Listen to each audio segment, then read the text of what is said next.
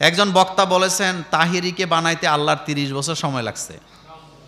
প্রশ্ন হচ্ছে মানুষ সৃষ্টি করতে আল্লাহর কয়দিন লাগছে? হুজুর, আমাদের এলাকাতে একটি কবরে প্রায়ই রাত্রে আগুন জ্বলে, যা আমার নাবালক ছেলে দেখতে পায়, কিন্তু আমরা দেখি না। এর কারণ কি হতে পারে? কোনো মহিলার স্বামী থাকা সত্ত্বেও ফেসবুক, ইউটিউবে চেহারা দেখিয়ে ব্যবসা বিজ্ঞাপন করতে পারবে কিনা? এই ব্যবসা করে যা উপার্জন করবে তা হালাল হবে কিনা? এটা আবেগে বলছে আর কি, বুঝছেন না? জোশের ঠেলায় হুশ হারাইছে।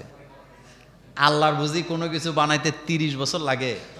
তো কোরআন কি বলতেছে? ইজা আরাদা শাইআন, ইজা আরাদা শাইআন আইয়াকুলা লাহু কুন ফায়া। ইজা আরাদা শাইআন বলা হয়েছে, আল্লাহ যখন কোনো কিছু করার ইচ্ছা করেন, আল্লাহ শুধু বলেন কুন ফায়াকুন, সাথে সাথে হয়ে যায়।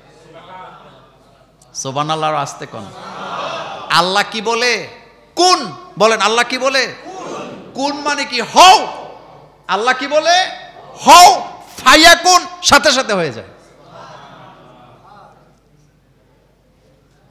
তাহিরি এমন কোন জিনিস না যেটা বানাইতে আল্লাহর ৩০ বছর লাগবে। মাথা এত এত আবেগে মাথা এত গরম করা কিনা? শুধু তাহিরি না, কাউকে বানাতেই ৩০ বছর লাগে নাই। কেন লাগবে? ব্যাখ্যা কি? তাহলে আল্লাহর কি ক্ষমতা কম? আল্লাহ রব্বুল আলামিনের ক্ষমতা কম?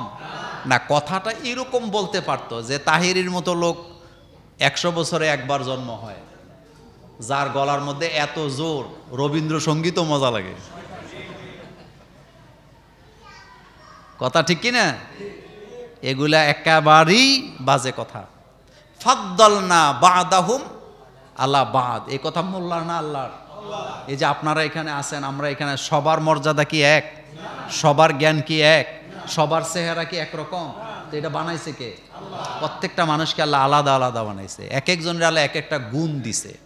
যে বাওয়ালি গান গায়, বাটিয়ালি গান গায়, তারও একটা গুণ কি আছে? হয় ভালো গুণ, না হয় মমতাজেরও কিন্তু একটা গুণ আছে। আপনার এখন না একেবারে মমতাজের ডিম মারেন, কিন্তু মমতাজের গান শুনে এরকম লক্ষ লক্ষ মুরব্বী এখনো জায়গায় জায়গায় আছে, দোকানে বইয়া বইয়া মমতাজের গান শোনে। এরকম আছে নি? আছে। তো মমতাজরে বানাইতে ১০০ বছর লাগছে আল্লাহর? আস্তাগফিরুল্লাহ, নাউজুবিল্লাহ। আল্লাহর কোনো কিছু বানাইতে কোনো সময় লাগে না। ইজা আরাদা শাইআন আইয়াকুলা লাহু কুন। আর মানুষকে আল্লাহ আলাদা বানায় না। আদম আলাইহিস সালামরে আল্লাহ পরিকল্পিতভাবে বানাইছেন। এরপরে বাসসা মিনহুমা রিজালান কাসীরা ওয়া নিসা, সেখান থেকে সারা পৃথিবীতে মানুষ ছড়াইছে কে? আল্লাহ পাক। আল্লাহ পাক আমাদেরকে সহি বুঝ দান করুক। কোনো মহিলার স্বামী থাকা সত্ত্বেও ফেসবুক, ইউটিউবে চেহারা দেখিয়ে ব্যবসা বিজ্ঞাপন করতে পারবে কিনা?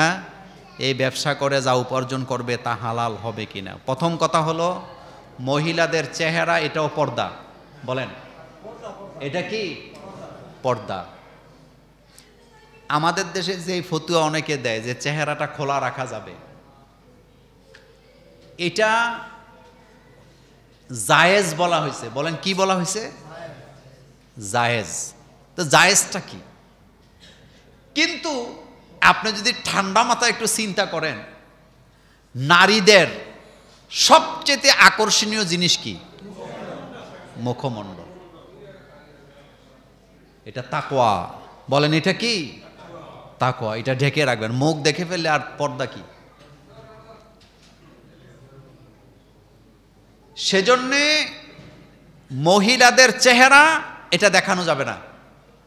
নাম্বার ২, ফেসবুকে, ইউটিউবে মহিলারা যে কাজগুলা ইদানিং করে,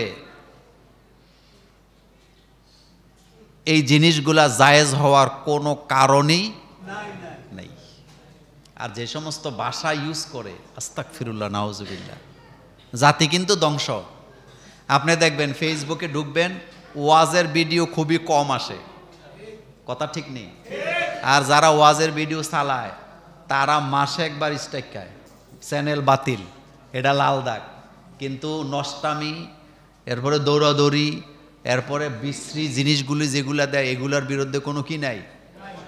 কোনো আইন নেই। কারণ এটা চালায় ইহুদিরা। এটা কন্ট্রোল করে কারা? আপনি ফেসবুকে ইহুদি শব্দটাও ব্যবহার করতে পারবেন না। ইহুদি শব্দ লেখলে আপনার এটা বাদ। এই হচ্ছে দুনিয়ার অবস্থা। সেজন্যে এই যে চেহারা দেখায় ব্যবসা করা, এটা হারাম, এটা কি নাই, জায়েজ নাই। নারীরা ব্যবসা করতে পারবে, তবে ক্রেতাও নারী, বিক্রেতাও হবে, কথা কন না কেন, ক্রেতাও হবে নারী। ইসলাম যদি ক্ষমতায় আসে মার্কেট হবে, যেই মার্কেটে বিক্রেতাও নারী, ক্রেতাও, পুরুষেরা ঢুকতে পারবে না। আর আমাদের দেশে এই যে নারীদেরকে ব্যবসা, ইদানিং কাপল ভিডিও আসেনি, একটা জাতিকে নোংরার দিকে নিয়ে যাচ্ছে। এগুলো নিয়ে কথাও বলতে চাই না। একটা জাতিকে নোংরা করার জন্য যা যা ব্যবস্থা সব এগুলাতে আছে। নারী ব্যবসা করতে পারবে না, ইসলাম এ কথা একবারও বলে নাই। খাদিজাতুল কুবরার উপমা অনেকে দেয় যে খাদিজা রাদিয়াল্লাহু তাআলা আনহা তিনি তো ব্যবসায়ী ছিলেন, তো খাদিজা রাদিয়াল্লাহু তাআলা আনহা চেহারা দেখায় ব্যবসা করছে, পাবলিসিটি করে ব্যবসা করছেন? খাদিজা রাদিয়াল্লাহু তাআলা আনহার বাপ দাদা 14 গোষ্ঠী ছিল ব্যবসায়ী।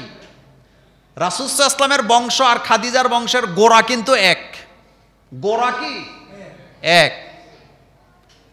খাদিজা রাদিয়াল্লাহু তাআলা আনহা যেভাবে ব্যবসা করছে ওই পদ্ধতিতে ব্যবসা করলে আমাদের কোনো আপত্তি নাই, কিন্তু যেভাবে চেহারা দেখাইয়া একেবারে সাজ্জা গুজ্জা আসেনি, আসছে।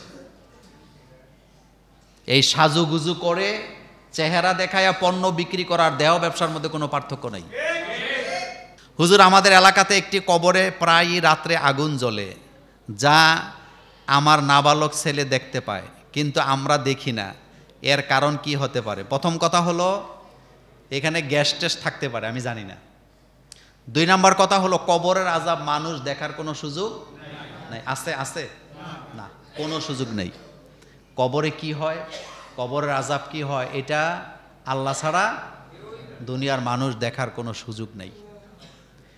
আমাদের দেশে আমাদের আকীদার মধ্যে ঝামেলা আছে।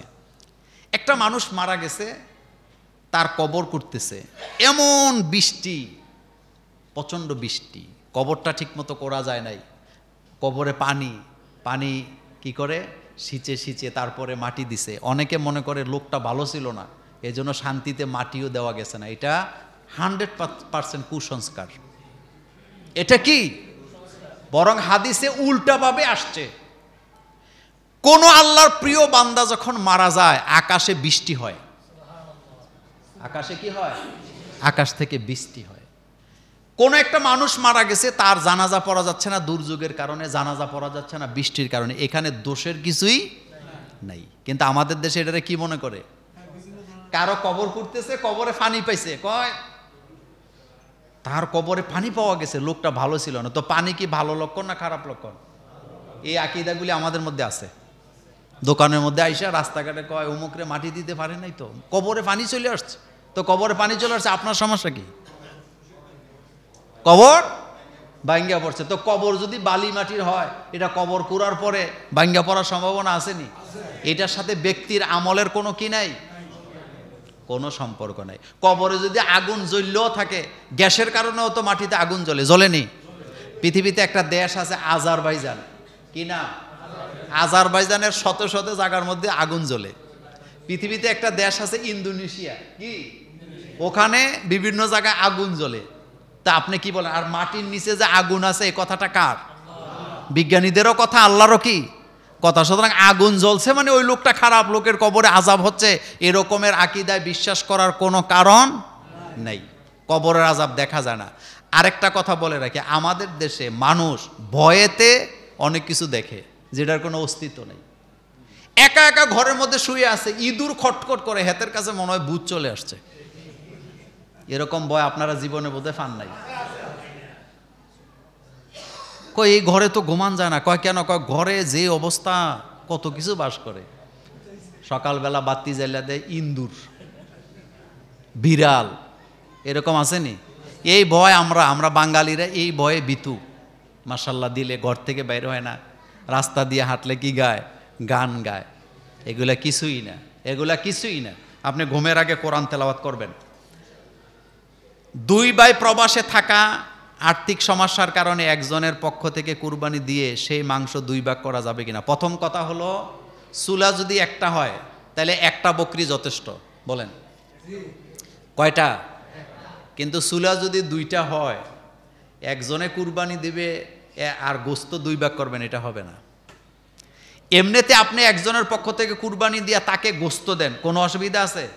কিন্তু বাগাবাগির কথাটা আসে কেন? বাগাবাগির কথাটা তখন আসে যখন দিলের মধ্যে কি আছে? সমস্যা আছে। সমস্যা নাইলে সব কথা না বললাম।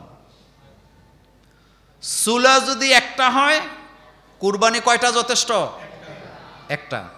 চুলা যদি 2টা হয়, এক কুরবানি দিয়া 2 ভাগ করবেন, হবে? আর আপনি ভাইয়ে ভাইয়ে এত বাগাবাগির দরকার কি? একসাথে খান, একসাথে রান্না করেন, একসাথে রান্না করে নেন, কোনো অসুবিধা আছে? কিন্তু গোস্ত 2 ভাগ করতে হবে কেন? এই ভুলটা আমরা অনেকেই কি করি। এটা করার কোনো দরকার নেই। এটা প্রশ্ন